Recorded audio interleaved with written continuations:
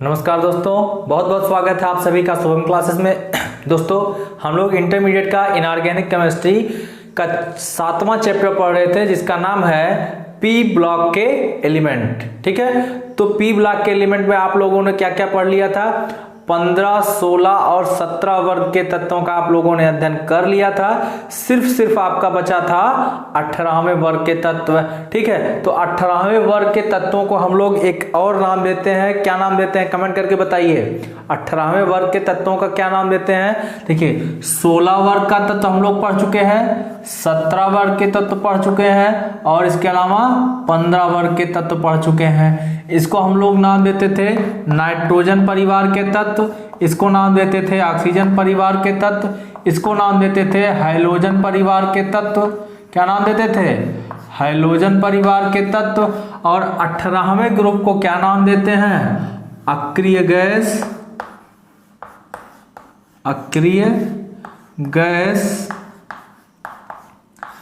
या इसी को इंग्लिश में बोलते हैं इनर्ट गैसेस, इनर्ट गैसेस, या इसी को हम लोग बोलते हैं जीरो ग्रुप एलिमेंट। क्या बोलते हैं? जीरो ग्रुप एलिमेंट बोलते हैं भैया। ठीक है, बात समझ में आई? तो जीरो ग्रुप एलिमेंट किसको कहा जाता है? आपके वर्ग 18 के तत्वों को कहा जाता है।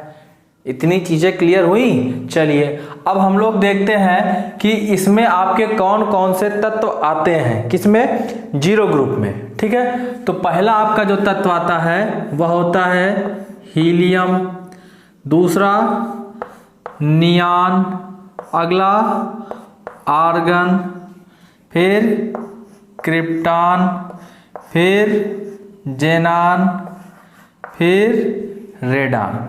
ठीक है, तो इतने तत्व आपके जो है जीरो ग्रुप में आते हैं। अच्छा, इसके अलावा एक और तत्व आता है रेडियो एक्टिव होता है, उसका नाम होता है ओगानेशन। ठीक है, उसका ओगानेशन उसको कहते हैं ओजी से रिप्रेजेंट करते हैं। क्या बोलते हैं? ओगानेशन। ठीक, अच्छा अब आप लोग देखेंगे इसका परमाणु क्रमांक पहले लिख लीजिए। तो आपके हीलियम का परमाणु क्रमांक 2, नियान का 10, ठीक, आर्गन का कितना? 18, क्रिप्टन का 36, जेनान का 54, रेडान का 86 और इसके बाद ऑर्गेनाइजेशन का क्या होगा? इसका होगा, इसमें 32 और जोड़िए तो ये हो जाएगा 8, 3, 11, 118 आ जाएगा। ठीक है, ये आ जाएगा 118। अब आप लोगों ने जो है जितने तत्व हैं इनका आपने क्या कर लिया है? इसका जो है आपने एटॉमिक नंबर लिख लिया है, सबका सिंबल लिख लिया है। अब आपको देखना यह है कि इसकी उपलब्धता कहाँ कहाँ पे है। तो भैया आपका जो है रेडान जो गैस होती है यह क्या होती है? रेडियो एक्टिव होती है और यह भी जो है रेडियो एक्टिव होती है। तो इन दोनों को छोड़ दीजिए, बाकी के जितने हैं आपके यह जो है एनवायरनमेंट में पाए जाते हैं। कहाँ पाए जाते हैं भैया? एनवायरनमेंट में, आपके वायुमंडल में पाए जाते हैं। सबसे ज्यादा मात्रा में कौन पाया जाएगा? आर्गन पाया जाता है वायुमंडल में। इन गैसों में से सबसे ज्यादा मात्रा में कौन सी गैस पाई जाएगी? आर्गन। ठीक है, अच्छा इसके अलावा जो है आपका जेनान, रेडान, ठीक, जेनान, क्रिप्टॉन, आर्गन, हीलियम और नियान, ठीक, इतने जो है आपके वायुमंडल में प्रेजेंट होते हैं। वायुमंडल में जितनी गैसें पाई जाती हैं उसके शुष्क भाग का लगभग 1% भाग जो है, 1% हिस्सा जो है इन गैसों का होता है। एक बात अभी हमने आपसे पूछी कि 18 वर्ग के तत्वों को और क्या कहा जाता है भैया? इनको और कहा जाता है नोबल गैसेस, नोबल गैसेस माना जाता है। ठीक है, इसको हम लोग नोबल गैस मान लेते हैं। एक्चुअल में होती तो नहीं है नोबल गैस, लेकिन फिर भी इसको जो है नोबल गैस मान लिया जाता है, इसीलिए इसको एक और नाम दे दिया जाता है नोबल गैसेस का। तो आइए अब हम लोग क्या करते हैं, हमने इसकी उपलब्धता पढ़ ली। ठीक है, कौन कौन से तत्व आते हैं आपके पीरियडिक जो ग्रुप नंबर 18 में, वर्ग 18 के अंतर्गत कौन कौन से तत्व आते हैं आपने यह पढ़ लिया। इनका उपलब्धता कहाँ कहाँ पर पाई जाती है, ये चीज पढ़ ली। अब हम लोग देखते हैं देखिए जो आपका रेडान होता है भैया, रेडान जो है ये रेडियो एक्टिव है। तो रेडियम, ठीक है, रेडियम 88 के जो आपका रेडियो विघटन के फलस्वरूप जो आपका यह बनता है। कैसे बनता है? आपका रेडियम का जो होता है रेडियम 88, ठीक है, 88 रेडियम इसका होता है 226। जब इसका विघटन होगा तो यह कन्वर्ट हो जाएगा 86 रेडान 222 में, ठीक, और साथ ही में निकलेगा 2He4, यह निकल जाता है। तो इसी वजह से हम लोग कहते हैं कि रेडान आपका क्या है? रेडियो एक्टिव गैस है। बात समझ में आई? सब की सब जो है गैसेस हैं। अच्छा, एक खास बात और होती है, सभी क्या हैं? एक परमाणु गैस हैं। क्या है? एक परमाणु गैस हैं। एक परमाणु का मतलब समझते हैं? एक परमाणु गैस यानी कि जो है आपका यह जो है एक परमाणु का ही बना होता है। यह गैसेस कैसी होती हैं? सिर्फ एक परमाणु की ही गैस बनी होती है। जैसे अभी हमने आपको जो है पढ़ाया था हाइड्रोजन समूह के तत्व, वहां पे हमने बताया था यह सभी जो है द्विपरमाणु गैसें होती हैं। क्या बताया था? द्विपरमाणु गैसें होती है ना, बताया था। द्विपरमाणु में किसको बताया था? हाइड्रोजन समूह वाले, ठीक है, द्विपरमाणु बताया था। इसका मतलब यहाँ पर कैसे पाया था? Cl2 के रूप में, F2 के रूप में, Br2 के रूप में, इस टाइप से पाया जा रहा था ना। लेकिन जो एक परमाणु होती हैं इसमें क्या है? आपका हीलियम इस तरीके से पाया जाएगा, नियान इस तरीके से पाया जाएगा, आर्गन इस तरीके से, ठीक है, क्रिप्टॉन इस तरीके से, मतलब एक ही के रूप में, एक ही परमाणु के रूप में पाए जाते हैं। इसीलिए इसको हम लोग एक परमाणु गैस बोलते हैं। अच्छा, इनका अंतिम इलेक्ट्रॉन क्या करता है? पी कक्षक में प्रवेश करता है। इसी वजह से इसको हम लोग पी ब्लॉक के अंतर्गत रखते हैं, ठीक है। तो लेकिन एक एक्सेप्शन है। एक्सेप्शन कौन सा है? एक्सेप्शन आपका जो है हीलियम है। इसका अंतिम इलेक्ट्रॉन एस सब सेल में प्रवेश करता है। बाकी सबका कहां पर करता है? बाकी सबका पी में करता है, लेकिन इसका एस में प्रवेश करता है। इसके बावजूद इसको पी में क्यों रखा जाता है? क्योंकि बाकी सब कैरेक्टर जो है इसके पी ग्रुप वाले हैं, ठीक है। बाकी सब कैरेक्टर किसके हैं? पी ग्रुप वाले के हैं। इसी वजह से आपने हीलियम को इसके साथ रख दिया है, ठीक है भैया। बात समझ में आई? चलिए एक चीज अब और, जब हमने इलेक्ट्रॉनिक विन्यास की बात कर ही ली है तो इसका सामान्य इलेक्ट्रॉनिक विन्यास भी देख लेते हैं कितना होता है। तो सामान्य इलेक्ट्रॉनिक विन्यास होता है NH2Np6 टाइप का। क्या होता है? NH2Np6 टाइप का इलेक्ट्रॉनिक विन्यास होता है, ठीक है भैया। तो उम्मीद करते हैं इतनी चीजें आप सभी लोगों को समझ में आई होंगी। तो एक बार आप जो है इसका स्क्रीनशॉट ले लीजिएगा। मैं हट जा रहा हूं, इसके बाद मैं इसका आपको इलेक्ट्रॉनिक कॉन्फ़िगरेशन करके दिखा देता हूं, ठीक है। तो उम्मीद करते हैं आप सभी लोगों ने इसका स्क्रीनशॉट ले लिया होगा। आइए अब हम लोग क्या करते हैं, इसका इलेक्ट्रॉनिक कॉन्फ़िगरेशन करते हैं। कैसे करते हैं आप सभी लोगों को पता है, बहुत अच्छे तरीके से पता हो गया है मुझे लग रहा है, ठीक है। तो बहुत ज़्यादा बताने की ज़रूरत नहीं है, लेकिन फिर भी मैं एक बार और रिवाइज करा दे रहा हूँ। देखिए करेंगे कैसे? 1s 2s 2p 3s 3p 3d 4s 4p 4d 4f 5s 5p 5d 5f, इसके अलावा 6s 6p 6d, इसके अलावा 7s 7p, इसके अलावा 8s, ठीक है। तो यह है जो आपका, जब आप लिखते हैं इसके बाद आप इसको क्या करिए? कट करिए। पहले दो में सिंगल सिंगल, इसके बाद अगले दो में डबल डबल, ठीक। इसके बाद अगले दो में तीन तीन को एक साथ कट करेंगे ना भैया। इसके बाद अगले दो में चार चार को एक साथ कट किया जाएगा, ठीक। अब जो है आपका इलेक्ट्रॉन यहाँ से इंटर करना शुरू करता है। बाकी क्या होता है आप सभी को पता है। तो आइए हम लोग हीलियम का इलेक्ट्रॉनिक कॉन्फ़िगरेशन करते हैं। तो हीलियम का एटॉमिक नंबर 2 है, तो इसका जो है इसका इलेक्ट्रॉनिक विन्यास क्या हो जाएगा, 1s2 हो जाएगा। ठीक, नियान का अगर करते हैं तो 1s2 2s2 2p6। ठीक, हमने बता भी रखा है इसका जो सामान्य इलेक्ट्रॉनिक विन्यास होता है NH2NP6 टाइप का होता है। ये चीज हमने आपको बता रखी है। सिर्फ हीलियम को छोड़ करके, किसको छोड़ करके, हीलियम को छोड़ करके। तो आपने देख ही लिया किस तरीके से आपका जो है NH2NP6 टाइप का इलेक्ट्रॉनिक विन्यास यहाँ पर रिप्रेजेंट कर रहा है। नेक्स्ट है आपका 1s2 2s2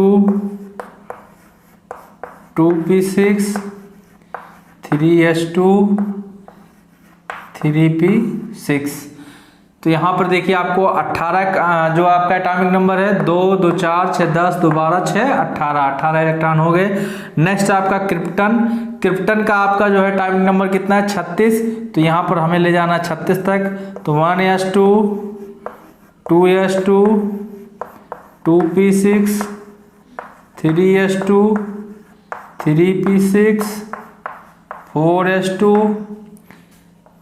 3d10 3d10 के बाद 5s 3d10। इसके बाद आएगा आपका 4p6।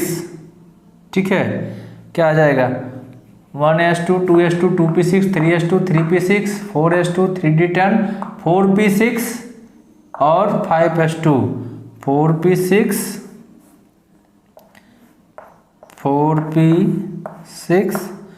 5s2।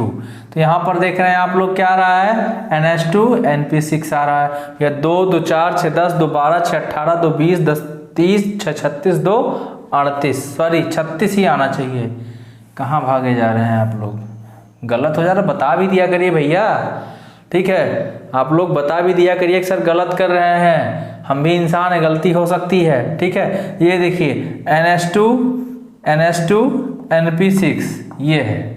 ठीक है, अच्छा नेक्स्ट आपका जेनान 54 एटॉमिक नंबर है। तो आप यहाँ तक तो सीधा ले जाइए 1s2 2s2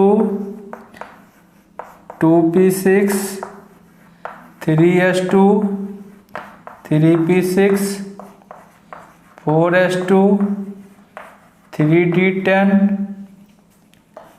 4p6 5s2। इसके बाद आएगा 4d10। फिर इसके बाद 4d10 के बाद 38 10 48। ठीक है, 5p6। अब देखिए NH2 हो गया, NP6 हो गया। ठीक है, तो आपने देखा कि जो यहाँ पे फॉलो कर। ठीक है, इसका दोनों का आप लोग इलेक्ट्रॉनिक कॉन्फ़िगरेशन कर करके कमेंट करके बताइए। ठीक है, बात समझ में आई। और इसका पूरे का एक बार स्क्रीनशॉट ले लीजिए। ठीक, तो उम्मीद करते हैं आप सभी लोगों को इसका इलेक्ट्रॉनिक कॉन्फ़िगरेशन निकालना आ गया होगा, क्योंकि भैया 15 16 17 18 4 वर्ग बताया हूँ, चारों में आपको इलेक्ट्रॉनिक कॉन्फ़िगरेशन करना बताया हूँ पूरी तरीके से। ठीक है, कहीं पर छोड़ा नहीं हूँ, तो आप उम्मीद करते हैं इतनी चीज़ें आप सभी लोगों को समझ में आ गई होंगी, इतना आप लोग निकाल ले जाएंगे। चलिए हम लोग इसके कुछ अन्य पीरियोडिक प्रॉपर्टीज देख लेते हैं। ठीक है, तो आइए देखते हैं। सबसे पहले देखते हैं हम लोग परमाणु त्रिज्या। क्या देखते हैं, परमाणु त्रिज्या को देखते हैं। ठीक है, देखिए परमाणु त्रिज्या क्या होती है। परमाणु त्रिज्या जैसे जैसे आपका एटॉमिक नंबर बढ़ता जाता है, जब आप ग्रुप में ऊपर से नीचे जाते हैं भाई, हीलियम से नीचे जाएंगे तो नियान से नीचे जाएंगे तो आर्गन, फिर क्रिप्टन, फिर जेनान, फिर रेडान, ये आता है। तो इसका 2, 10, 18, 36 के बाद यहाँ पर 54, 86 आ गया। अब आप लोग देख रहे हैं कि यहाँ पर जब इलेक्ट्रॉनिक कॉन्फ़िगरेशन कर रहे थे तो सिर्फ एक कोष बन रहा था, यहाँ पे कर रहे थे तो 2 कोष बन रहा था भाई, 2, 8, यहाँ पर कर रहे थे तो 2, 8 आ रहा था, 3 कोष बन रहा था। यहाँ पर कर रहे थे तो 2, 8, 2, 18, 2, 8, 10, ठीक, 18, 10, 28, 2, 30 और 6, 36, यहाँ पर आएगा आपका जो है 6, ठीक है। तो इस तरीके से आप लोग देख रहे हैं 4 कोष आ जा रहा था, यहाँ पे 1 कोष आ रहा था। अगर आप लोग बात करते हैं हीलियम की, किसकी, हीलियम की, तो हीलियम में सिर्फ एक कोष था, और इसमें कितने इलेक्ट्रॉन थे, 2 इलेक्ट्रॉन थे, ठीक। तो यहाँ से इसका मतलब हीलियम के नाभिक से इसके वाह्यतम कोष की दूरी जो है मान लेते हैं कि a है, ठीक। अब क्या करते हैं, नियान की बारी लेते हैं। तो नियान का जब हम लोग देखेंगे तो नियान का बताया गया कि 2 कोष होते हैं, 1 कोष, 2 कोष। अब आप लोग देख रहे हैं कि पहले कोष में 2 इलेक्ट्रॉन, दूसरे कोष में कितने इलेक्ट्रॉन, या दूसरे कोष में कितने इलेक्ट्रॉन, दूसरे में 8 इलेक्ट्रॉन, 1, 2, 3, 4, 5, 6, 7, 8। अब आप देखेंगे यहाँ से नियान के नाभिक से लेकर के वाह्यतम कोष के बीच की जो दूरी है, अभी तक यहाँ पर a मान रहे थे, लेकिन देखिए a से ज्यादा हो गया ना, तो a प्लस x हो गया, इसका मतलब दूरी बढ़ गई। अच्छा, नियान के बाद अगर आप लोग आर्गन की बात करते हैं, आर्गन में आपका क्या था, इसमें 3 कोष थे, 1 कोष, 2 कोष, 3 कोष। अब देखिए वाह्यतम कोष की दूरी और बढ़ गई, ठीक है, वाह्यतम कोष की दूरी और बढ़ गई, तो कर लेते हैं a plus x plus y कर लेते हैं। इसका मतलब जैसे जैसे हम लोग ग्रुप में नीचे की तरफ जा रहे हैं तो यहाँ पर क्या हो रहा है, परमाणु क्रमांक में वृद्धि हो रही है। परमाणु क्रमांक में वृद्धि के साथ साथ क्या हो रहा है, कोषों की संख्या बढ़ रही है। भाई यहाँ पर 1 कोष, यहाँ पर 2, यहाँ पर 3, यहाँ पर 4, इस तरीके से 5, 6। तो आप देख रहे हैं जब कोषों की संख्या कंटिन्यूअसली बढ़ रही है तो इसका अर्थ ये हो गया कि जब कोषों की संख्या बढ़ेगी तो आपका जो है परमाणु त्रिज्या क्या होगा, बढ़ेगा, ठीक है। तो वर्ग में नीचे जाने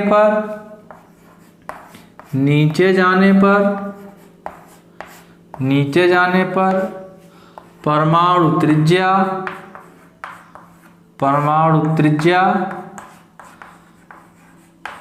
बढ़ती है, परमाणु त्रिज्या बढ़ती है। अगर आपसे कोई पूछ रहा है कि क्यों बढ़ती है, क्योंकि कोषों की संख्या में वृद्धि हो रही है, हो रही है कि नहीं हो रही है वृद्धि, बिल्कुल हो रही है। अतः नाभिक से वाह्यतम कोष की दूरी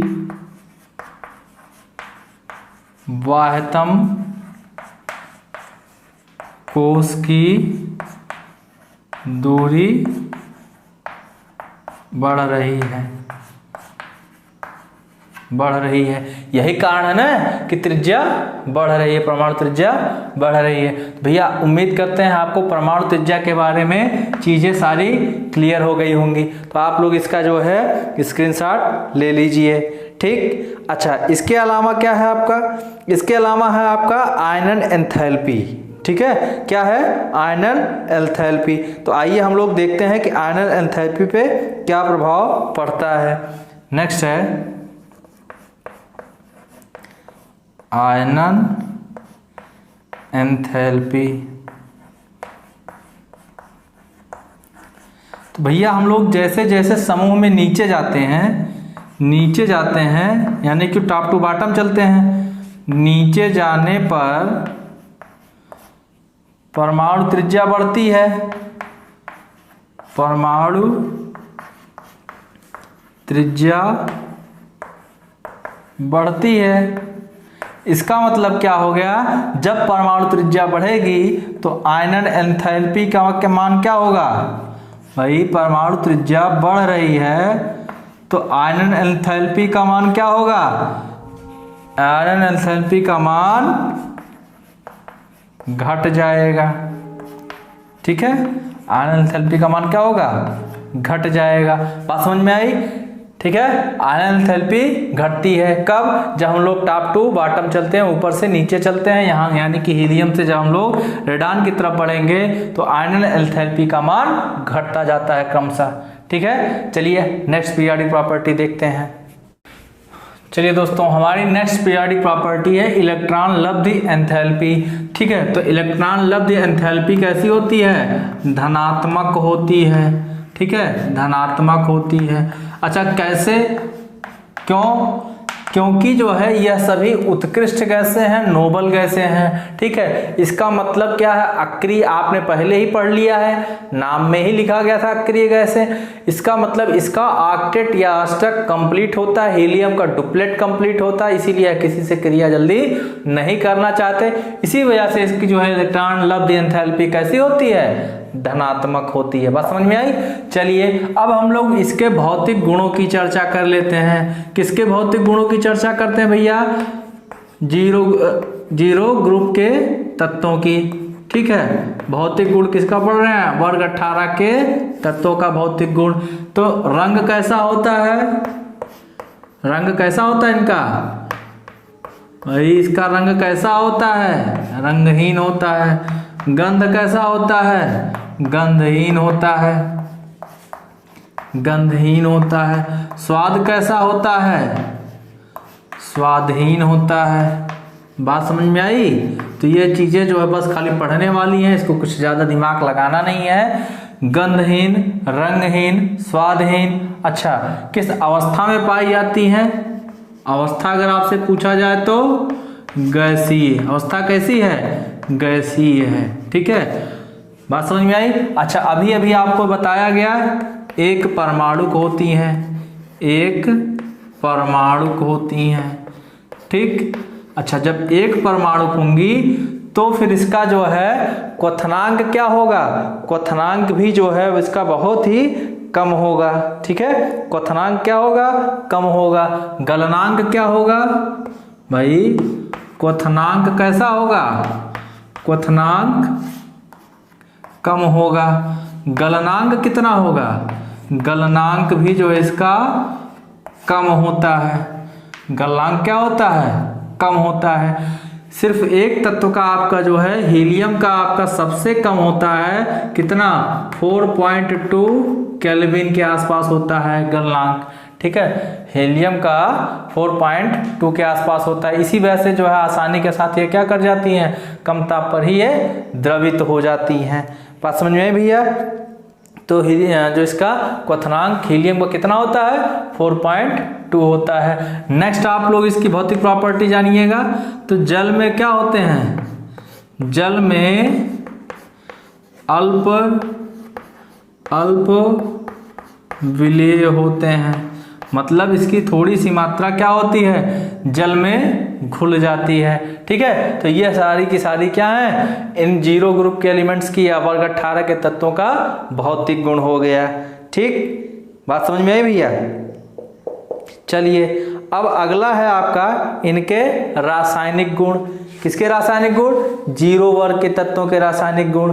ठीक है, तो आइए हम लोग देखते हैं रासायनिक गुण। रासायनिक गुण देखिए, यह जो है जो आपका जीरो ग्रुप का एलिमेंट है, ठीक है, उसमें जो जेनान है, जेनान क्या करता है, आपके फ्लोरीन के साथ क्रिया करता है और जेनान फ्लोरीन कंपाउंड देता है। क्या करता है, जेनान फ्लोरीन के साथ क्रिया करके, क्लोरीन नहीं भैया, फ्लोरीन, जेनान फ्लोरीन के साथ क्रिया करके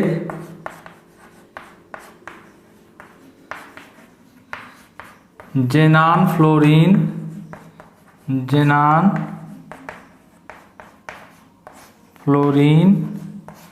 यौगिक देता है, जेनान फ्लोरीन कंपाउंड देता है। ठीक है, तो 3 टाइप का देता है।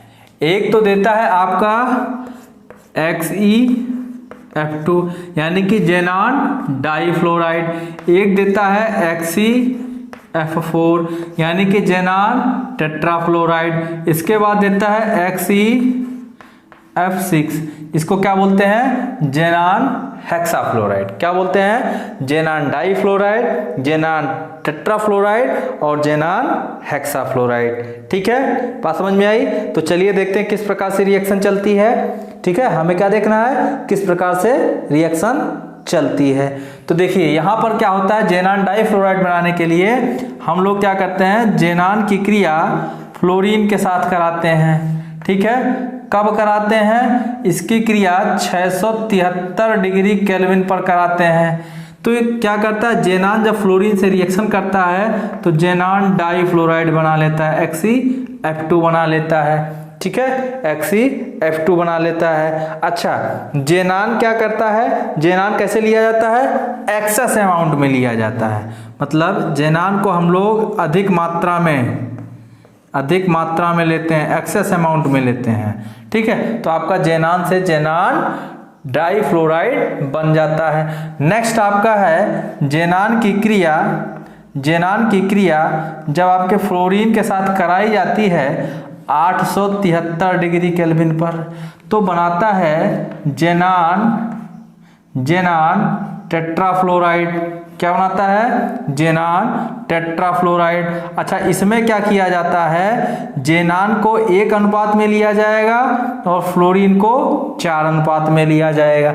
मतलब जेनान अगर 1 भाग लिया जाएगा तो फ्लोरीन का 4 भाग लिया जाएगा।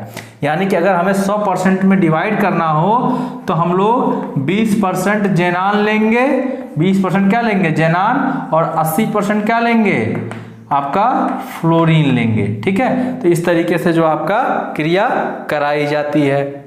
अच्छा, यह भी गैसियस स्टेट में होता है, यह भी गैसियस स्टेट में होता है, लेकिन खास बात यह है कि इसका जो प्रोडक्ट बनता है यह कैसे होते हैं, सॉलिड स्टेट में बनते हैं, लेकिन यह दोनों गैसियस स्टेट में होती हैं। ठीक है, रिएक्टेंट आपके दोनों कैसे होते हैं, गैसियस स्टेट में। इसी प्रकार से नेक्स्ट है आपका जेनान जब आपका जो है फ्लोरीन के साथ क्रिया करता है 1:20 के अनुपात में, तो बनाता है जेनान हेक्साफ्लोराइड। क्या बनाता है, जेनान हेक्साफ्लोराइड। ठीक, तो इसको हम लोग कितने अनुपात में लेते हैं, जेनान को 1 और फ्लोरीन को 20 के अनुपात में।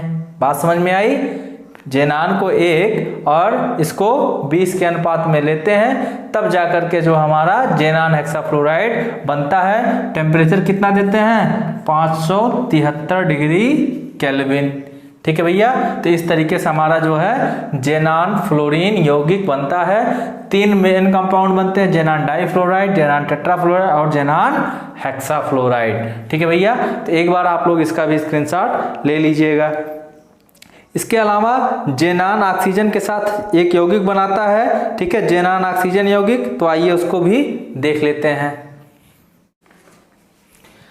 चलिए भैया, हमारा नेक्स्ट रिएक्शन है जेनान ऑक्सीजन यौगिक। इसमें क्या होता है, जो हमारा जेनान टेट्राफ्लोराइड है वह और जेनान हेक्साफ्लोराइड जो है उसका क्या कराते हैं, जल अपघटन कराते हैं। क्या कराते हैं, जल अपघटन कराते हैं। तो जब हम लोग इसका जल अपघटन कराते हैं तो हमें एक प्रकार का जेनान ऑक्सीजन उत्पाद देता है, जिसे हम लोग क्या करते हैं,